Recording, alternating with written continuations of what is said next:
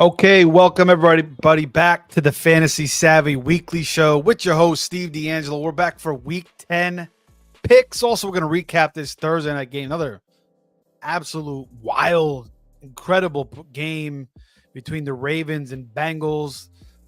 If we remember that last matchup, the Bengals tried everything they could do to get the win, couldn't do it. Same thing again tonight. Burrow has a huge game. Chase has 3 touchdowns. The Ravens secondary is just not it, but Lamar gets it done and they get the W. So, another great game. We'll recap that real quick. We have week 10 picks and we're starting to heat up with the picks. Last 2 weeks, week 8 we were 8-3. And then last week we were 7-4. So our record for the year now is 41, 42, and 1, still under 50%. We want to get over 52.5 to start cashing. Last year we were 54.5%, 87-4, 74 and 2. Week 2, we didn't pick week 1 because still doing my fantasy drafts. Week 2, 3, 5, and 1. Week 3, 5 and 3. So we're 8, 8 and 1. Week 4, 2 and 6, 10, 14 and 1. Week 5, 5 and 8, 15, 22 and 1. A season low of 40.5%. Could have went way down, but we bounced back in week 6, 8 and 4, 23, 27 and 1, 46%. Week 7, 3 and 8, 26, 35 and 1, 42%. Then week 8, 8 and 3, 34, 38 and 1. And then last week, 7 and 4, 41, 42 and 1. And last week, we had the Panthers, bold pick, +7.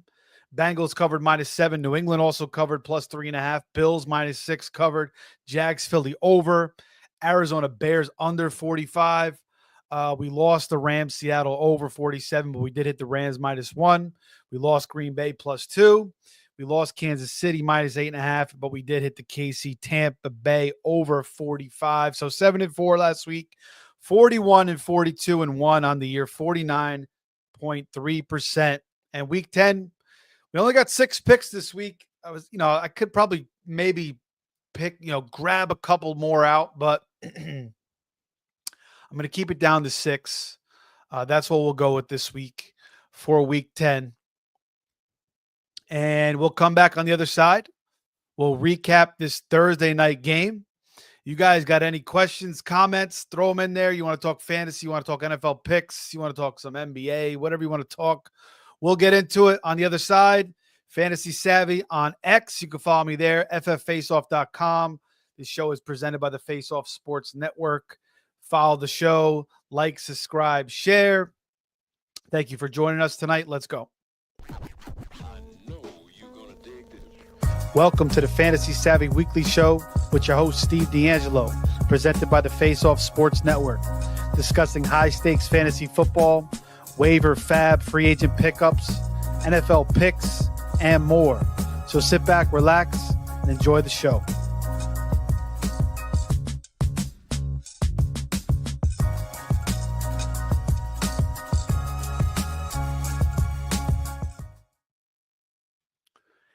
Okay, we're back. Fantasy Savvy on X. Trying to clear my throat a little bit here. All right, so incredible game tonight. Bengals, Ravens. And almost, a repeat of what we saw, a few weeks ago when the Ravens won 41-38 in Cincy. This game in Baltimore tonight, 35-34. Ravens moved to 7-3, 4-1 at home. Bengals now 4-6, 3-2 on the road. Burrow 34 of 56, 428 yards, 4 touchdowns, no picks, takes 3 sacks. Jamar Chase, 11 catches, 264 yards. Excuse me.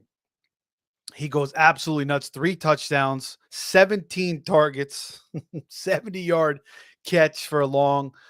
Chase Brown, 9 catches for 52 yards. Also has 13 carries for 42 yards and a touchdown. So nice day for him.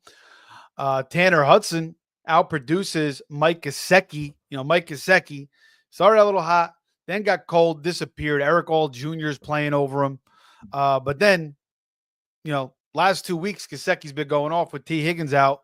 Thought maybe we get another big game from him in a shootout game, which we saw, but just 4 for 30. Yoshivas does nothing again, 2 for 29. Supposedly the Bengals were banking on Jermaine Burton stepping up tonight. They took a couple deep shots tonight to him, 5 targets, just didn't work out. Just 1 catch for 11 yards. And, the Bengals come up short, just losing by a point here. They go for 2 at the end of the game. They try to go for the win. Lamar's going to get the ball back. They figure, maybe Tucker gets at the field goal range, you know. So, whatever. Or if it goes to overtime, the Ravens get the ball first. They scored 4 times in a row. Maybe the Ravens score again. They take the chance. I don't mind it.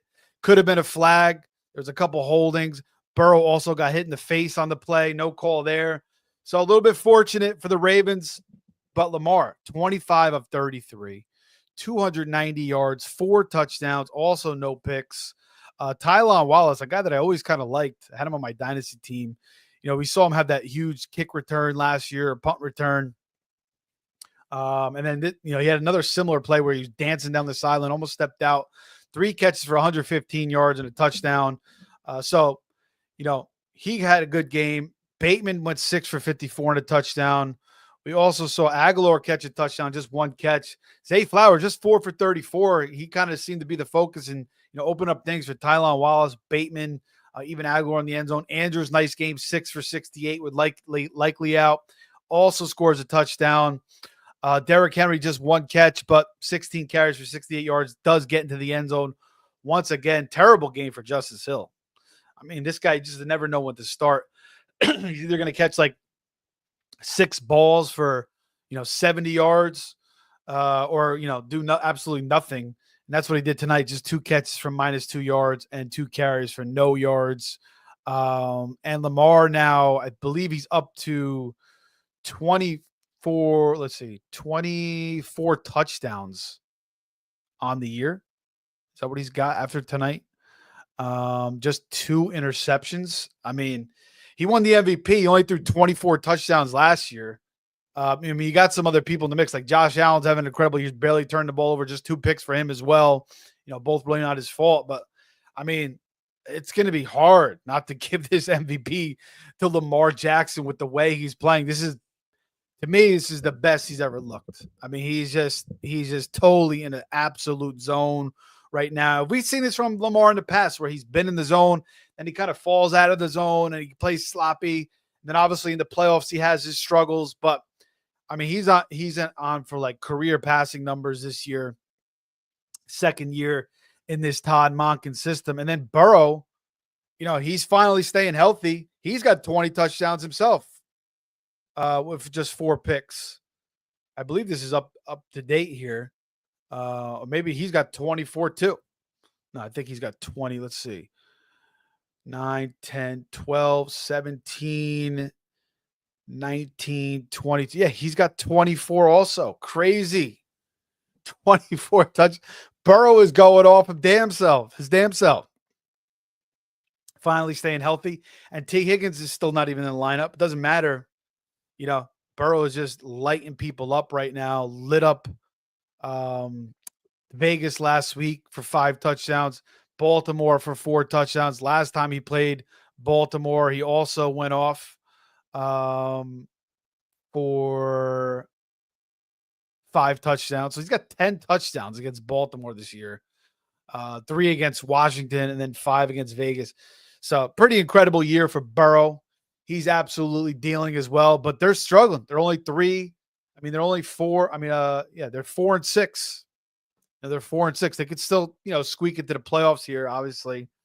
But, tough 2 losses to Baltimore now. But great fantasy days for Burrow and Lamar Jackson. Henry, not bad. Good day for Chase Brown.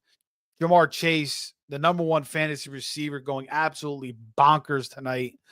Slow day for Zay Flowers. Nice day for Mark Andrews once again. And Rashad Bateman, he's been pretty good in fantasy as well. Deontay Johnson, last guy we got to talk about. Just 2 targets, 1 catch for 6 yards. Like, he kind of like slipped. He was open. He was like, he was running a route. He changed direction. He slipped. Probably would have been a huge play, but he slipped. So just one catch for 6 yards for him. That hurts his day, but it wasn't going to be a big day for him anyway. And you wonder if he's ever really going to be a big factor in this offense. Is he just like a depth move? Is he going to move over Bateman at some point? That is possible. Not Zay Flowers. I mean, Zay Flowers, I think his role is absolutely entrenched here. I don't think he's going to hurt Zay Flowers. I initially kind of thought that, but then the way Zay Flowers has been playing this year, he's been such a huge part of them. So even Bateman, though, is playing pretty well. So it's going to be tough. I think if anything, it hurts Bateman more than Flowers. So if you're a Flowers owner, don't worry about it too much. But anyway, 35-34 game goes way over the total of, I believe it was 50 something, 52 maybe. And the Bengals were 6.5-point dogs, and they cover that. So great game, good Thursday night game, slow first, half start. It was 14-7 Bengals. Ravens were struggling in the first half, but they come out and scored 28 points in the second half. All right, guys. NFL picks now. We only have 6 picks this week, and we're going back to the dog shit teams who, we said this was a dog shit team last week, but what happened? They got the win. They didn't just cover. They actually won the game outright. And that was Carolina covering against the Saints, beating the Saints and Derek Carr and getting Dennis Allen fired, which, Dennis Allen just hasn't been good. You could kind of sense he's been losing the team. The defense has been playing terrible. That's supposed to be his forte. The offense is out of whack, obviously, with all their injuries. Chris Olave just keeps getting rammed in the head. He left early in this game. Rashid Shaheed's been out for the year. So they're relying on guys like Bub Means. Bub Means didn't even play, actually. Mason Tipton and Quantum St. Brown. Cedric Wilson. Absolute mess for the Saints. So Carolina gets the outright win. Now they get the Giants this week at home, coming off the high, plus 6.5. Xavier Legette says he's been struggling with a wrist injury for a long time, but he's a full go. I don't know if they're going to get Adam Thielen back this week, but Jatavian Sanders is starting to play big. Chuba Hubbard just got paid. I think we're going to see Jonathan Brooks, and this is the German game. I forgot about that. This is the Germany game. But we're going to take Carolina. I just think it's too many points. Give me the 6.5 with Carolina in Germany. Professional football in America is a special game, a unique. And, this would be a good little 9:30 start. Open up Sunday morning, Giants, Panthers. But, for fantasy purposes, you'll have Malik Neighbors. You'll have Tyrone Tracy. You might want to use Danny Dimes in this game against the Panthers defense. Certainly a shitty defense, but played a little bit better last week. Maybe they kind of ride that momentum. They were dog shit for, basically the entire season, ton of injuries. But maybe they, go to Germany, things change up a little bit. But certainly not a bad play there. And then, on the Panthers side, Chuba Hubbard and Xavier Legette. So some fantasy implications in this game. All right, one more pick, and then we'll take a look at the chat real quick. We'll just say what's up to everybody. And all right, so pick 2. We are going to go with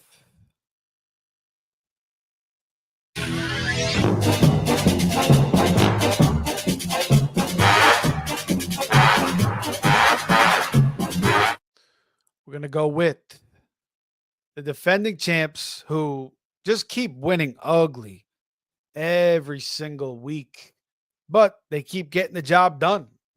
And they're giving up 8 here to the Denver Broncos, who just played Baltimore and got their doors blown off. So weren't up to the task against a superior team. They beat Carolina 28-14. They beat the Saints 33-10. They beat the Raiders 34-18. They beat the shitty Jets, when the Jets were a hot mess. Jets playing a little better now, 10-9. Best win of the year for them was Tampa Bay when they shut down Tampa Bay's offense when it was healthy, 26-7. But Tampa Bay's defense stinks too, and Bo Nix had a nice day. So going against the Chiefs defense in Arrowhead, and I think Bo Nix is playing pretty good. And I think this is a game that he could kind of, they could kind of stay in with their defense too. It's not like the Chiefs offense is explosive.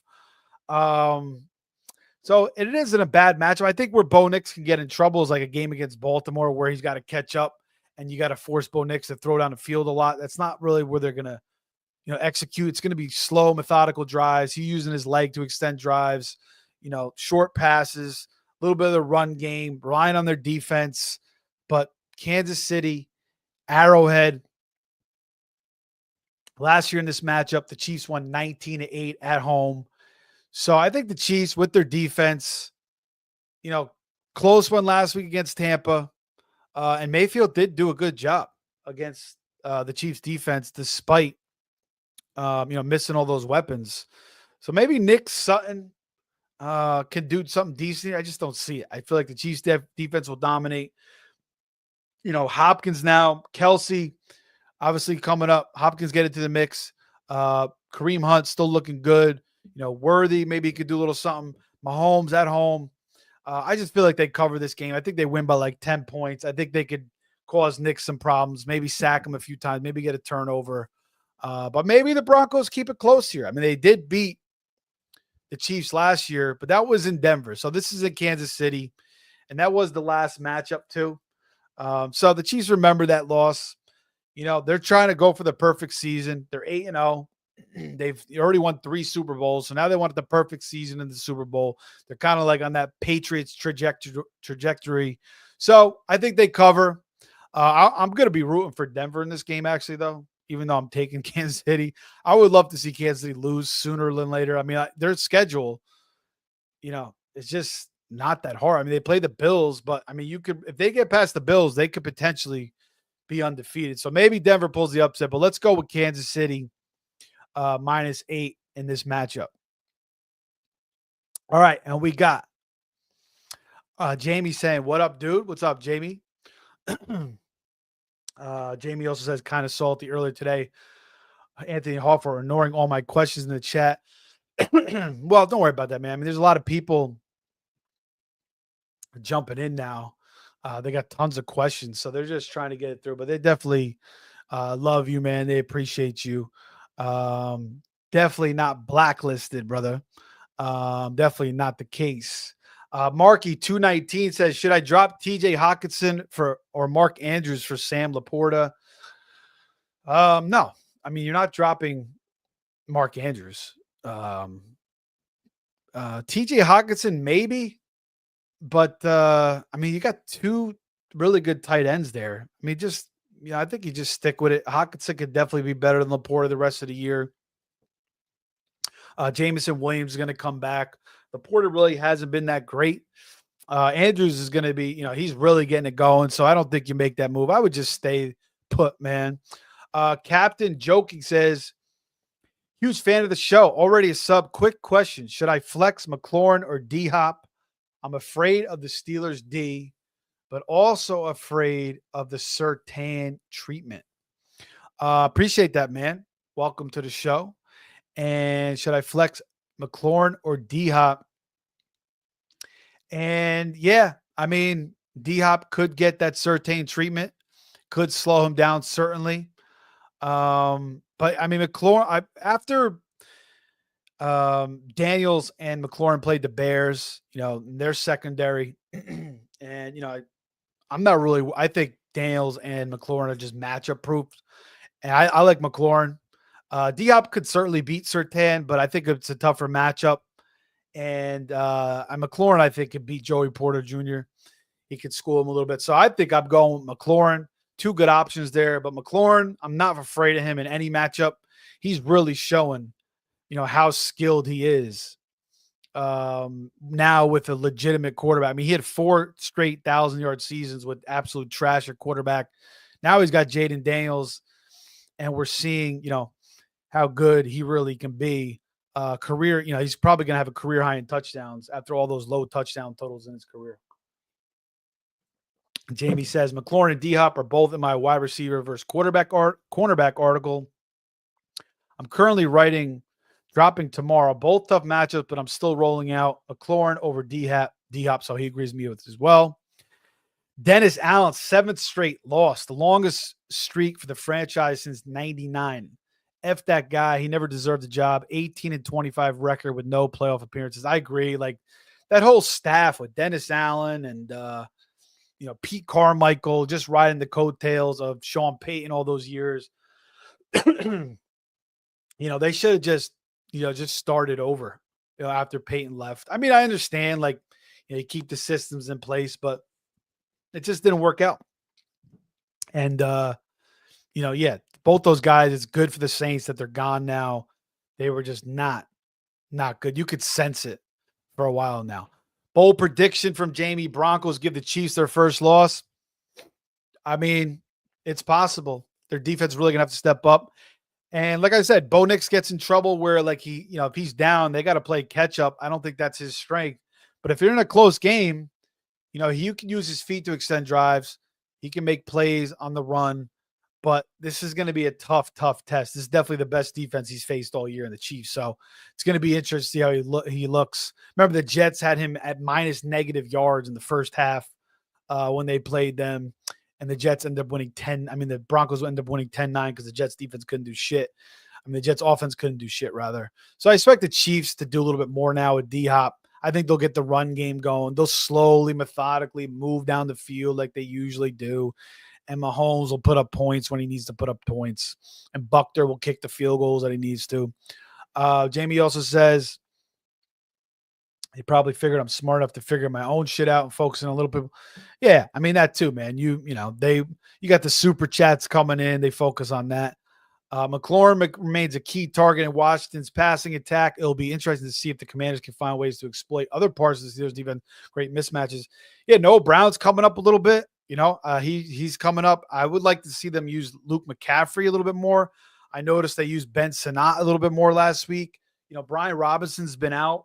He's obviously an important piece of their offense. We'll see if he gets back this week. Eckler could step up certainly, but Brian Robinson, he's a nice piece of their offense. And then Jamie says, hit that like button. Yes, appreciate it, guys. Definitely do that. All right, back to the picks. So far, we got 2 on the week. We got 4 more left.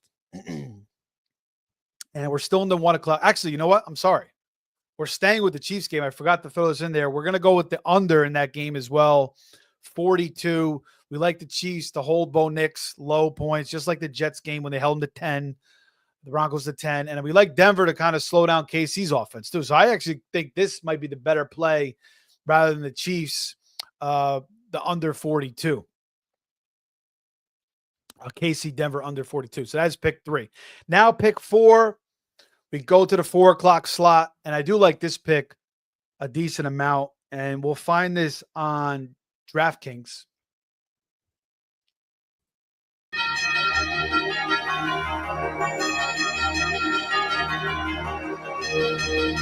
And we're going to go with the not San Diego Superchargers. Los Angeles Chargers -7 on DK against the Tennessee Titans. It looks like we're going to get Mason Rudolph again. Who cares if it's Will Levis finds his way back there? It's better off for this spread anyway. Willie Fubles, as I like to call him. But we're going to go with the Chargers, man. I mean, Herbert's getting it going. 26 against the Saints. Their defense is trash, but 27 against Cleveland. Now, I know Quentin Johnson was wide open on one play. And I think who else was? I think Josh Palmer was wide open on another touchdown too. But I mean, Herbert's playing good now. He's throwing it more accurately again. He's healthy now. He's overcome that plantar fasciitis he had in the preseason and the high ankle sprain. And Ladd McConkey's coming along. You got Quentin Johnson back. You got Josh Palmer back. So he's got all his weapons around him now. Even DJ Chark is back. I don't know how much he played. I didn't see that yet. But, obviously I'm just throwing it in there. Will Dissly's getting most of the snaps at tight end now. J.K. Dobbins keeps it going on the ground, and their defense is legit. I mean, this Chargers defense is tough, man. They're balling out. I like the way they're playing. Again, let's go back to the Kansas City game when they only lost 17-10. They had Herbert on a high ankle sprain. They had no Bosa, no Derwin James, and they almost pulled that game out. So the Chargers 5-3. Brandon Staley was an absolute horror show as a coach. He was terrible. He's supposed to be the analytics guy, and everybody's all giddy about him because he's the analytics guy. He was a terrible coach. Couldn't get these guys to play for him. He had all these defensive weapons, and he couldn't do shit. They should have fired him. They bring in the best absolute hire they could have, I think, in Harbaugh, and he's turned his team around. They're 5-3. Their offense is starting to get it going. Herbert's starting to throw the ball more. Again, they have all their weapons back. So I like this -7 against the Titans, who 2-6. Rudolph for Levis both stink. You got Pollard, yeah. Ridley's playing a little bit better. Westbrook, Akine. I noticed Chiga Kwanko is starting to play more now, so that's somebody to watch out for in fantasy. I've always liked his talent. If he starts getting more usage, he's athletic as hell. He's got that profile, so might be a guy that I might try to target in a few leagues this week. I'm pretty deep at tight end. I'm pretty solid at tight end in all my leagues this year. I mean, I'm very blessed to have a lot of good tight ends. But let's go with the Chargers -7 here at home against Tennessee. All right. Couple more picks and we'll wrap this baby up. Actually, we're going to go right to Monday night and we'll wrap it up with that. I thought I was going to have a Sunday night pick. I was thinking about maybe taking Houston +3.5 against the Lions, but I don't know if Nico's going to come back. He didn't practice again. I was thinking about maybe taking Buffalo. I know it looks like Pittman's going to be out again, -4. I get to see Flacco backdooring that somehow, like a Josh Downs or Alec Pierce or Adonai Mitch, just something. Jonathan Taylor. So I wasn't into that. I was thinking about maybe taking New England with Drake May. Maybe Montez Sweat doesn't play this week. But let's go to Monday Night Football and let's wrap this show up. Keep it nice and short this week. Blitz is defined as a sudden, savage attack. It is indeed all. We got the West Side Rumble going to the West Coast. And we got the game between the LA Rams and the Miami Dolphins. So the Dolphins going out to the West Coast for a night game. It's going to be, 10:30, 11 o'clock Eastern time, around the second half. And, the Dolphins are playing close games. 30-27 to Buffalo, 28-27 to Arizona. And they just can't get over the hump. They can't get it done. So I got to go with the Rams here, man. The West Coast game, the Rams are playing better football. They're getting the wins against Minnesota, against Seattle, 30-20, 26-20. So let's go Rams -1.5, and let's take the over 49.5. I think that's way too low. So let's go the over 49.5, and let's go Rams -1.5 for our two picks here on Monday Night Football. Stafford, Kupp, Nakua. We're seeing DeMarcus Robinson go off with these two guys back. Kyron keeps it going. McVay, huge coaching advantage over McDaniels, I think. Tyreek and Waddle could go nuts. They certainly could win this game. You got A-Chan. The Rams defense is not good. That's why I like the over the most. But I'm going to take the Rams. I just think that they get it done here. I think the Miami season is kind of lost. Would it shock me to see Miami get a win in a desperate situation here? Not at all. But let's go with the Rams -1.5. And actually, you get -1. Caesars, DK, Bet365, and over 49.5 on BetMGM. 4 picks, 5, and pick 6. So that is it, guys. Let's see if we got any comments real quick. Jamie says, oh, dude, check this out. A league I commissioned. The last place team traded their 2025th round 2, pick 1 from Mason Rudolph. Should I overturn if the 2 doesn't pay? Jesus, that's terrible for Mason Rudolph. Should I overturn if the deuce? Yeah, I mean, that is crazy. I mean, I guess he's desperate at quarterback. He must be really desperate. But yeah, it's pretty shitty. I've never seen such a bad trade in my leagues. This struck me as collusion. I mean, if they two know each other, it's possible. If they're like cousins or they're good friends, that is possible. You kind of got to feel it out. I mean, collusion, I've definitely seen it happen before. Um, I've seen commissioners, make pickups and then try to do some crazy shit, then try to hide it before. So, anything's possible. Am I crazy? Jamie also says, am I crazy for starting Flacco and Khalib over Mahomes in a super flex? Also have Baker, but if he plays, I'm starting Caleb and Baker. I think Baker's going to play. I don't like Flacco against the Bills, really. I don't really like that matchup. I don't think he's going to do too much there.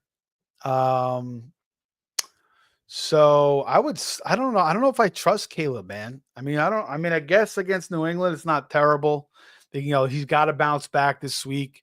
It was a bad look last week, absolutely off. But I mean, Denver's been leaking up points a little bit. So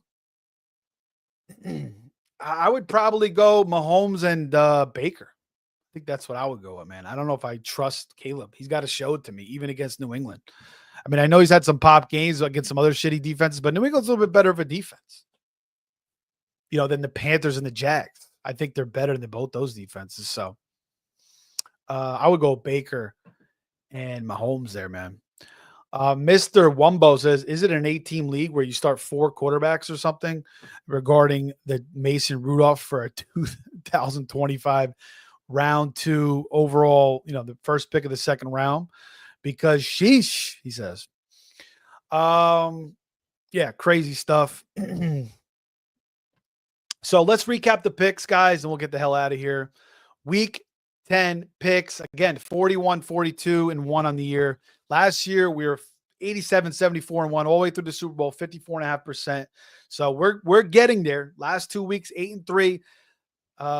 In week 8, 7 and 4 in week 9. And in week 10, we have 6 picks, and they are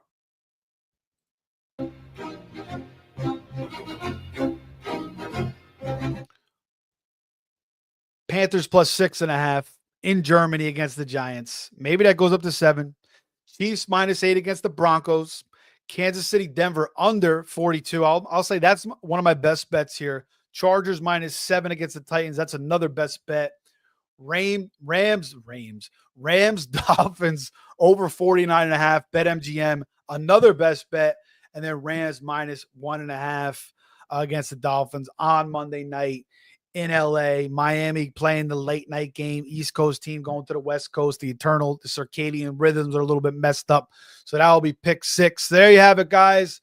Those are the picks. Appreciate everybody hopping in tonight. We'll be back next Thursday after the Thursday night game for more NFL picks. And we'll be doing this all the way through the Super Bowl. So we plan on, getting over that 52.5%, hopefully getting over the 54.5% and surpassing last year's record, doing even better. So that's it, guys. We'll see you soon. Take care. Have a great weekend. All the best.